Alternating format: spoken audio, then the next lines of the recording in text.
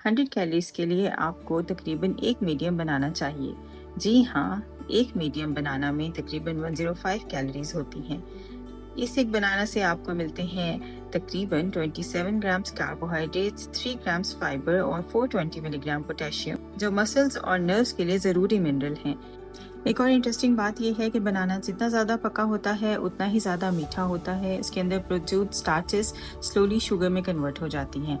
इसीलिए अगर आप चाहते हैं कि बनाना की ग्लाइसेमिक इंडेक्स कम हो जब आप उसको कंज्यूम करें, तो आप स्लाइटली रॉ बनानास खाएं, ओवर राइपन बनानास अवॉइड करें। बनाना इटसेल्फ फैटनिंग फ्रूट नहीं है। हम कार्ब टाइमिंग्स में इस बारे में बात कर चुके हैं कि बनाना जैसे फ्रूट को लेने का बेस्ट टाइम है अराउंड द वर्कआउट, यानी कि आप एक्सरसाइज या फिर वॉक करने जा रहे हैं तो आप उससे पहले बनानास ले सकते हैं, या फिर इंटेंस वर्कआउट के बाद भी बनाना खा सकते हैं, क्योंकि इसके अंदर पोटेशियम होता है। यह आपके मसल क्रैम्प्स को भी बहुत जल्दी रिड्यूस कर देता है।